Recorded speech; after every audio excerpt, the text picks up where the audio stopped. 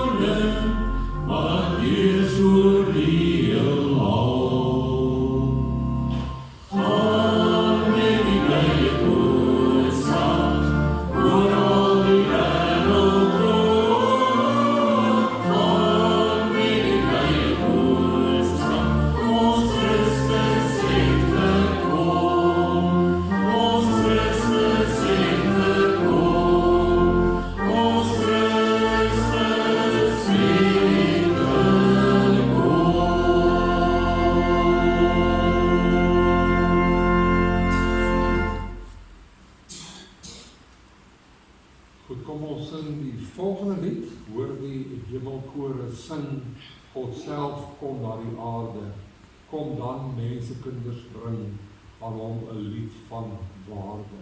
Ons het dit lekker saam. On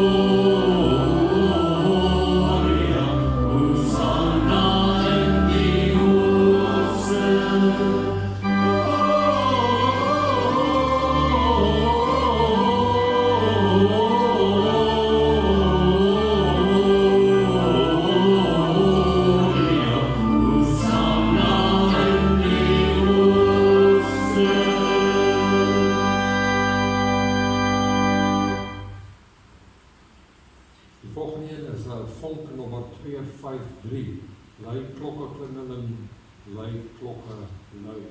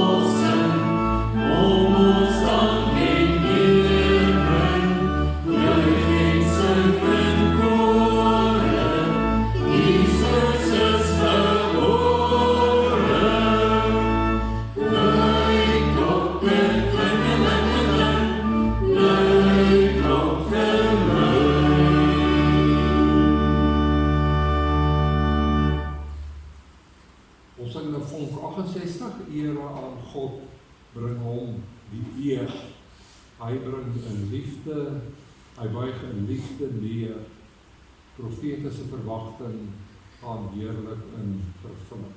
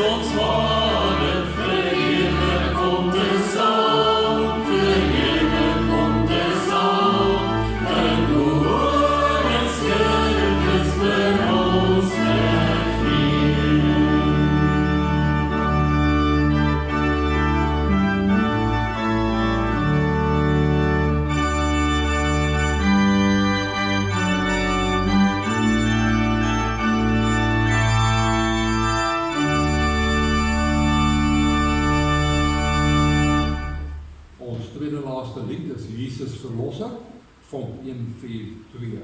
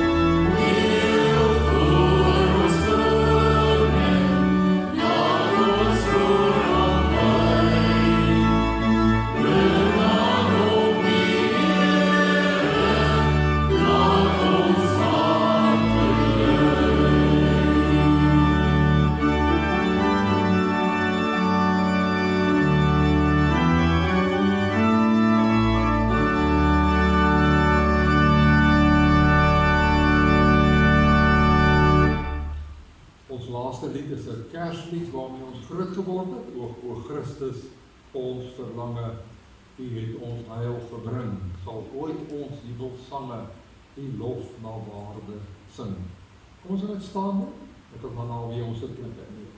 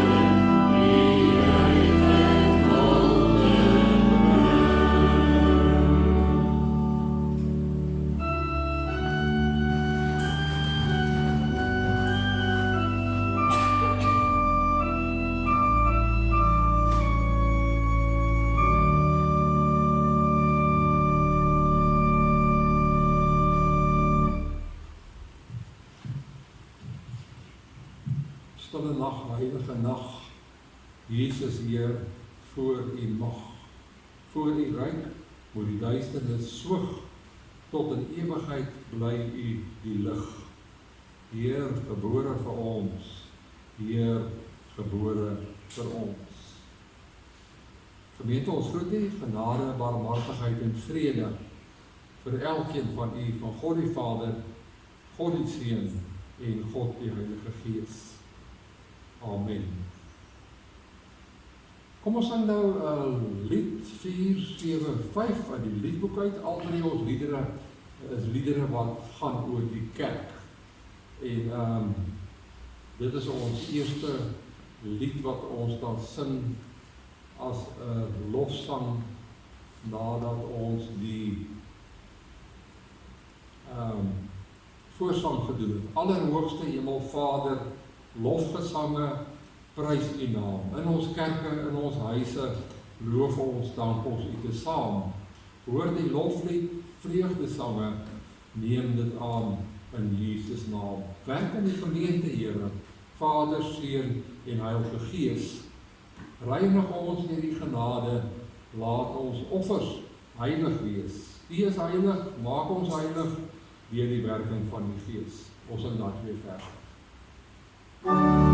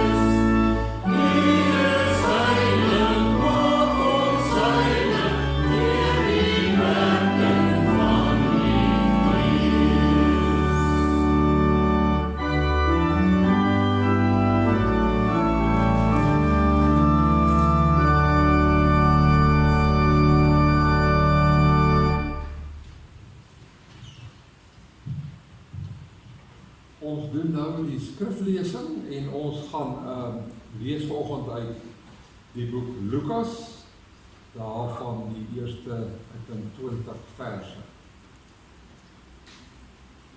Ja, Lukas, Evangelie van Lukas, ons lees hoofstuk 2 vanaf vers 1.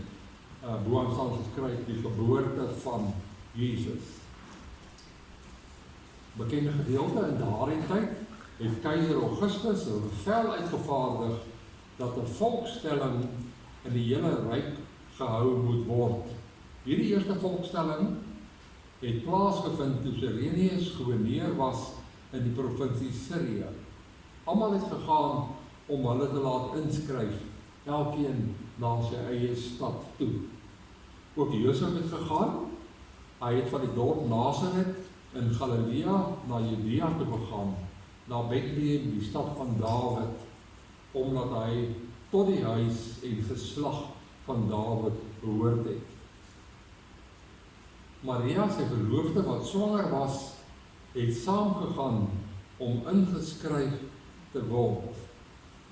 Terwyl hulle daar was, het tyd gekom dat haar kind gebore moes word. Sy het haar eersteling seun in die wêreld gebring en hom in doeke toegedraai en in 'n krib neergelê, omdat daar vir hulle geen plek in die herberg was nie. Daar was skaapwagters in daardie omgewing wat in die oop veld gebly en in die nag oor hulle skape wag gehou het. Meteen staan daar 'n engel van die Here by hulle en die glans van die heerlikheid van die Here het rondom hulle geskyn. Hulle het baie groot geskrik. Toe sê die engel vir hulle: "Moenie bang wees nie, want kyk, ek bring vir julle 'n goeie tyding van groot blydskap wat vir die hele volk bestem is. Vandag is daar vir julle in die stad van Dawid die verlosser gebore, Christus die Here. En dis vir julle die teken, julle sal 'n kindjie vind wat in doeke toegedraai is en in 'n krib lê."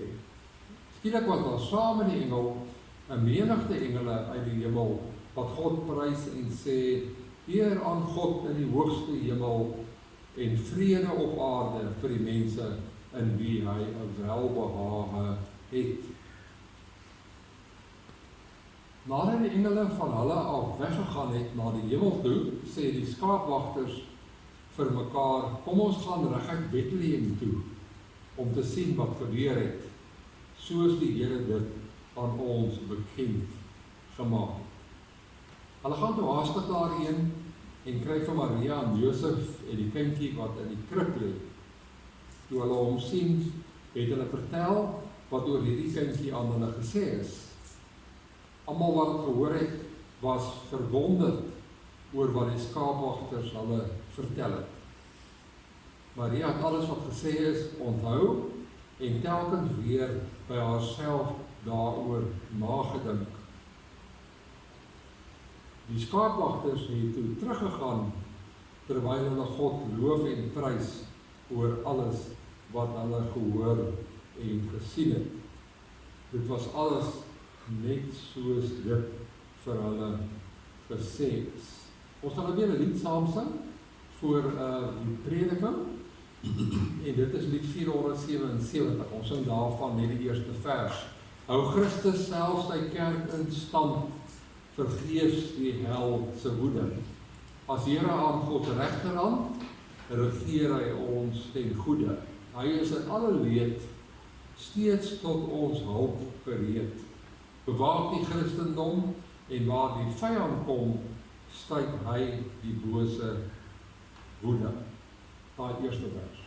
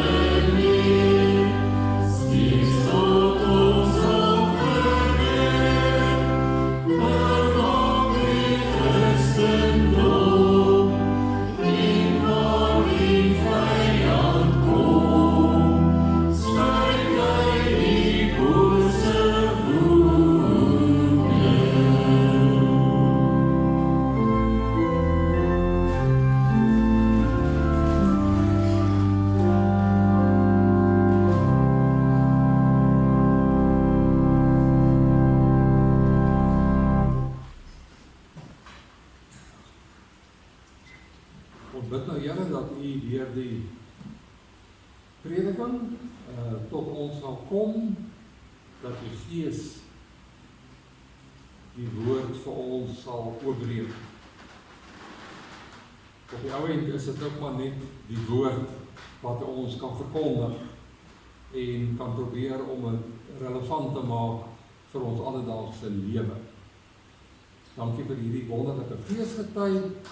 Dankie dat ons dit so op hierdie manier kan vier deur in die erediens by mekaar te kom en hier bewus te raak van U teenwoordigheid. Daarvoor Here gebruik U die lees van die woord, U gebruik die musiek in die kerk, die toewyding waarmee ons sing, die woorde van die liedere, U gebruik ook die prediking van U diensknegt. Ons is afhanklik, Here, van die werking van U Gees in die erediens en dat U die prediking werklik tot ons harte sal laat spreek. Spreek, Here, U diensknegt en U diensmaagd. Luister. Amen.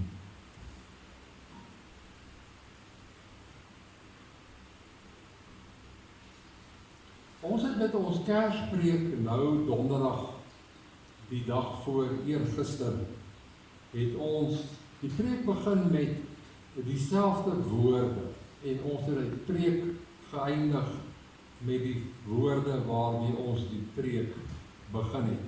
Naamlik dat Herodes vir die wyse manne, die sterrekykers, 'n opdrag gegee het, toe hulle hom daar in sy paleis in Jerusalem kom sien. Hy het hulle naamlik gesê, gaan doen noukeurig ondersoek na die kindjie. Gaan doen noukeurig ondersoek na die kindjie en kom dan terug en sê vir my wat julle bevind het. Ons het die hele storie vertel van hierdie sterrekykers van die stad Ekbatana en ons kan weet dat hulle hele lewe het bestaan daaruit om noukeurig ondersoek te doen. Hulle was wetenskaplikes, hulle was op die voorpunt van sterrekunde in daardie wêreld, sê maar in die hele wêreld. Hulle het astrologie en astronomie met mekaar vermeng en hulle het noukeurig probeer vasstel wat vorentoe in die hemelruim gaan gebeur. En so het hulle ook vasgestel dat daar in die jaar 7 voor Christus 'n konjunksie van die twee planete Jupiter en Saturnus sou plaasvind. Het was nie nodig vir Herodes om vir die sterrekykers te sê om noukeurig te gaan kyk in die stad Bethlehem nie. En as hulle weer by Herodes sou aangekom het, ons weet hulle het nie teruggegaan na hom toe nie, want hulle het besef dat hy die bloed van hierdie kind soek. As hulle by hom sou aangekom het, sou hulle hierdie boodskap vir hom gebring het, naamlik die Seun van God het sy intrede in hierdie wêreld gemaak. Erken hom as jou Here en Koning.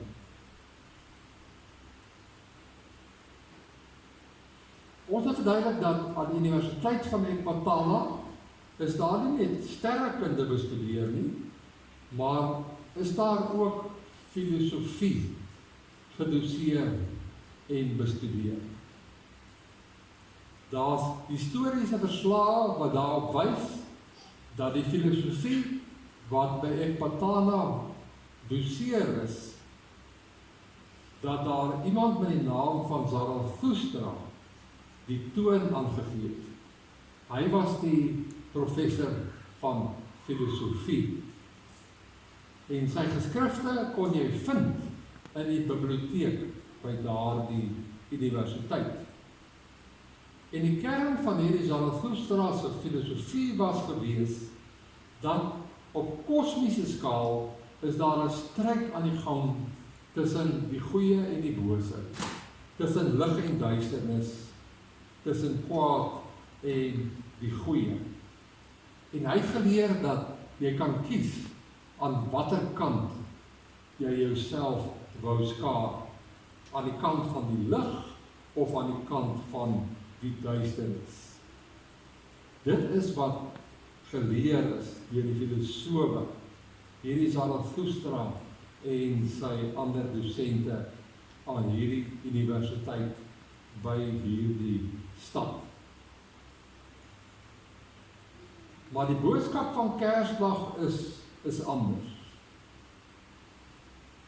Die boodskap van Kersdag, om het noukeurig te stel, is wanneer jy Jesus as Here en Koning erken, dan word dit moontlik om jou aan die regte kant te skaar in hierdie stryd tussen donker en lig. Die boodskap van Kersfees is dat die Gees van Christus, wat hy op Pinksterdag uitgestort het, ons sensitief maak vir hoe ons in die alledaagse lewe onsself kan skaar aan die kant van die Christus. Om het noukeurig en duidelik vir u te stel. Is dit nou nie baie interessant dat ons hierdie woord noukeurig nie net teekom in Matteus uit die mond van Herodes nie, maar dat die woord noukeurig ook gebruik word deur die ander evangelis, Lukas, wie se verhaal oor die herders ons vanoggend gelees het. Want Lukas begin ook hierdie woord, hierdie boek van hom, met die woord noukeurig.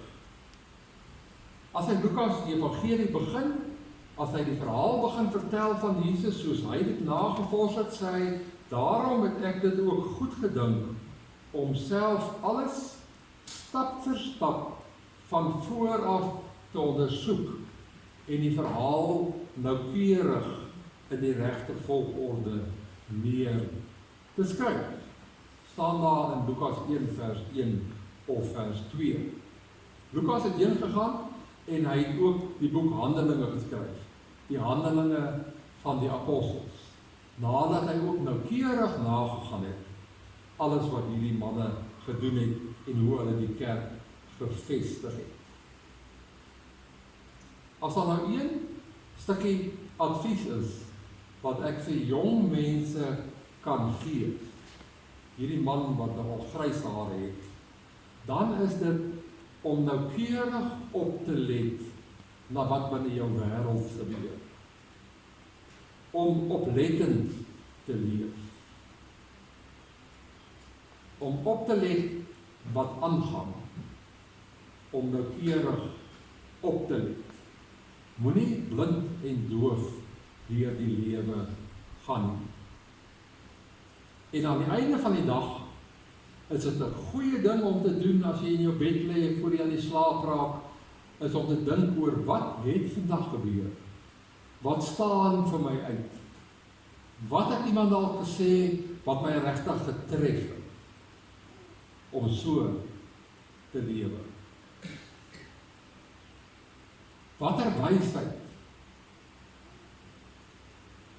wou die Gees van God vandag aan my oordra? En om dan vir jouself af te vra, wat maak ek daarmee? Ek het 'n neef wat in die kinderhuis in Jugie groot geword het. Hulle was 6 kinders, treurige omstandighede, en al 6 van hulle is na 'n kinderhuis. Julle ken miskien die kinderhuis in Jugie. En hy het my vertel dat hy so elke aand, net voor hy aan die slaap raak, aan dink hy oor die dag wat verby is, en wat hy geleer het vandag. Nou Benny is 'n ou wat ver gekom het, grade gaan doen het, hoë posisie bereik het in die maatskappy waarin hy homself bevind het. Ek was dominee gewees op McGregor daar naby Robertson in die Weskaap, op die roete 62. En daar het 'n Engelse vrou op die dorp vir my gesê, dit verbaas haar, dat jy mense teekom, wat soos hulle aangestap het in die jare, geen wysheid opgedoen het. Die lewe het hulle niks geleer nie, want hulle was nie ontvanklik vir wat die Gees vir hulle wou sê. As 'n gastehuis op 'n Gregor, die naam daarvan is Oblivion. Die bedoeling daarvan is seker, kom hierheen en skakel jou af van die buitewêreld en jou chaotiese lewe. Kom raak 'n bietjie oblivious. Nou daar is mense ongelukkig wat so oblivious deur die lewe gaan. Hulle leer niks. Hulle leer ook nooit die kuns van die lewe aan. Want sien, om te kan lewe, om reg te lewe, is 'n kuns. Elke dag moet jy leer om beter en meer sinvol jou lewe te benader. Te dink meer voor jy begin praat.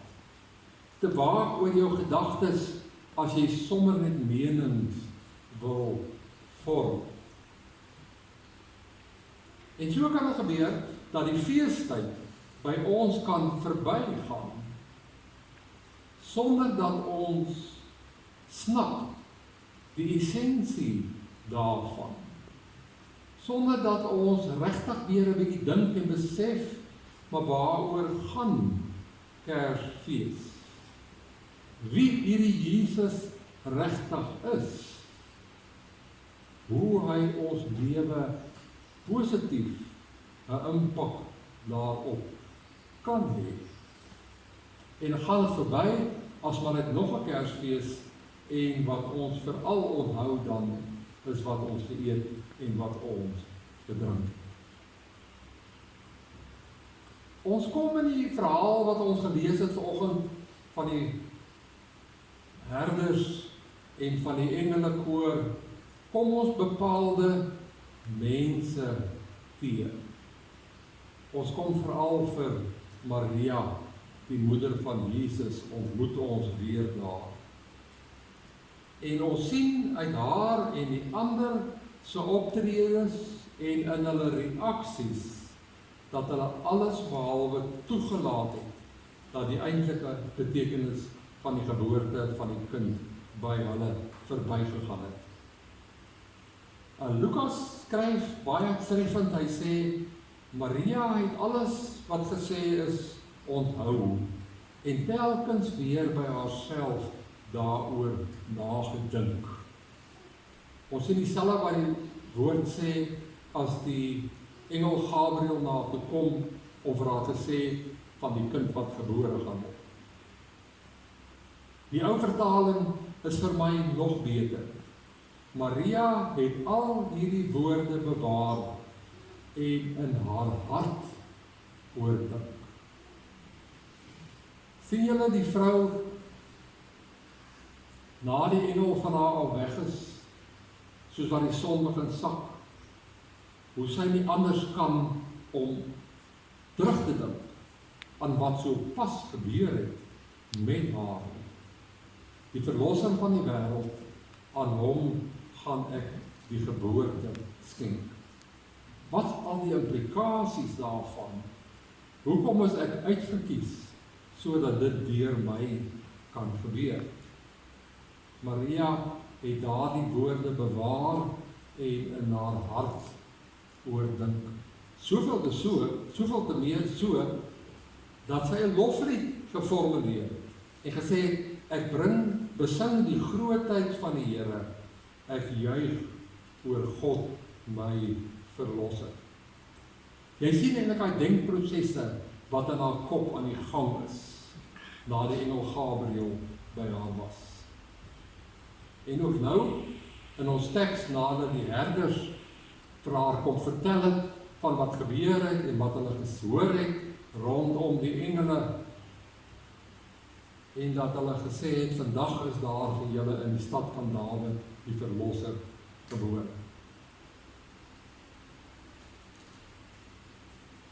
Hoe moes die sterrekijkers op pad terug weer huis toe nie nagedink het oor wat hulle beleef het nie, toe hulle by die kind gestaan het nie. Hulle pak weer die 1700 kilometer, 8 weke, toch pak hulle weer aan, terug na Ekbatana toe, en die son gaan op, die son gaan onder, en teen skemer en teen sonop, is jy meer ontvanklik, dan dink jy, dan praat die Gees met jou, en so het hulle elke oggend en elke aand, daai 8 weke, het hulle oordink, wat presies hulle beleef het, en wat die implikasies daarvan was. En so op dieselfde met die herders.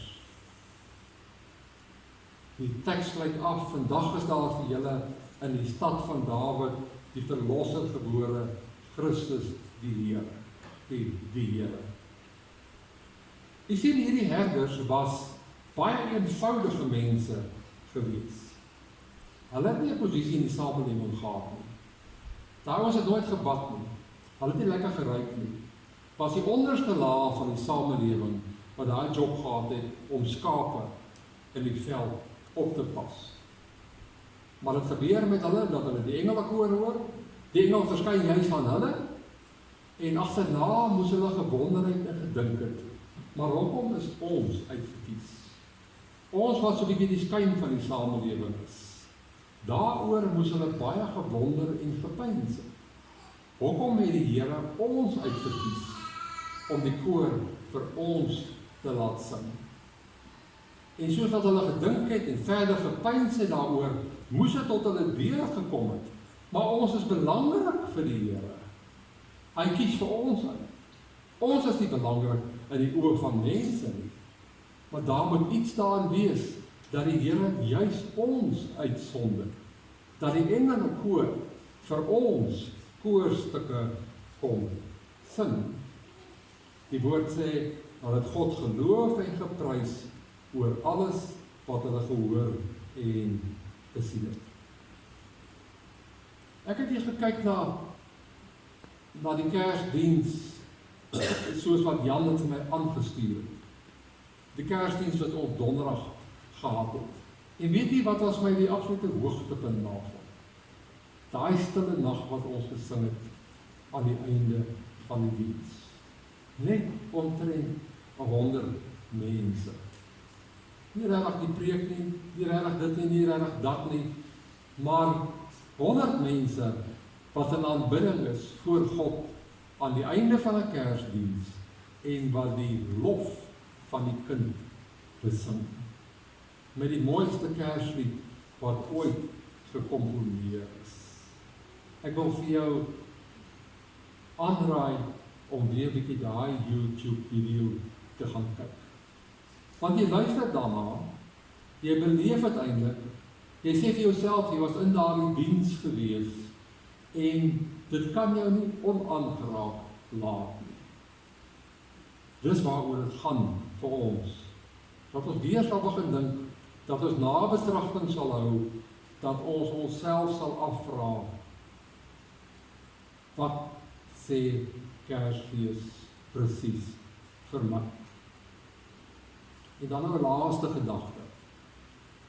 Telkens in die verhaal van Lukas, ons het verlede Sondag gepreek oor Simeon en Sagaria en Hanna, wat ingesluit word in die geboorteverhaal, en ons het gesien daar, dat hulle telkens L3 van hulle lig uit. Die feit naamlik, dat Jesus is die verlosser. En die dienste wat ons gehad het, en die tekste wat ons gelees het, en die liedere wat ons gesing het, noop ons daartoe om vir onsself te gaan afvra, waarvan wil hy my verlos? Wat is die dinge wat my lewensvreugde steel? Wat is die dinge wat maak dat ek nie voluit kan lewe nie? As ons daai vrae nie vra nie, dan gaan Kersfees maar net nie ons verby. Want die woord sê vir ons, hy is by uitstek 'n verlosser. Wat myself aanbetref, weet ek wat die dinge is wat maak dat ek nie voluit kan lewe nie. Wat die dinge is wat my vreugde demp. Maar wat dit by U is, dit weet ek nie. En U moet self verder gaan dink en die Gees toelaat om met jou te werk, sodat, miskien as jy in 'n doodloopstraat, sodat jy daaruit gelei kan word. Die Here doen dit vir ons. Amen. Ons dank die Here vir die woord wat U vir ons gee vanmôre. Ons dank U dat U ons verlosser is. U gee vir ons telkens nuwe moed. U verlig ons verstand om te sien wat die dinge is wat ons self kan doen. U laat ons hande vat met mekaar, sodat ons saam nuwe lewe kan ontgin.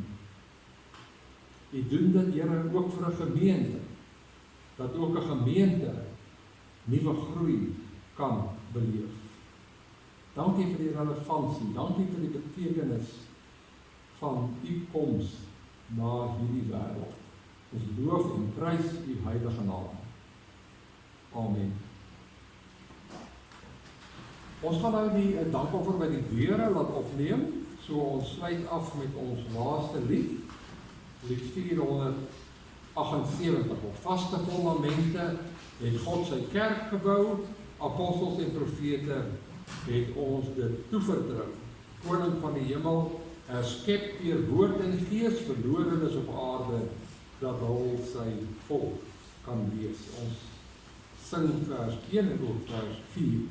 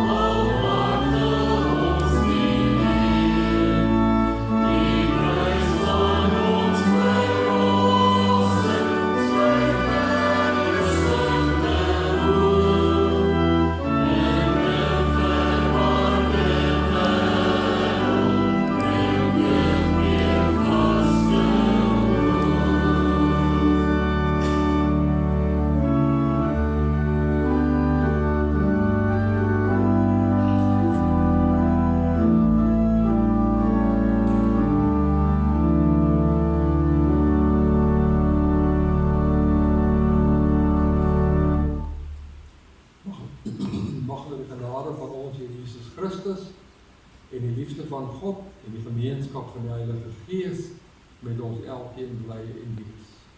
Amen.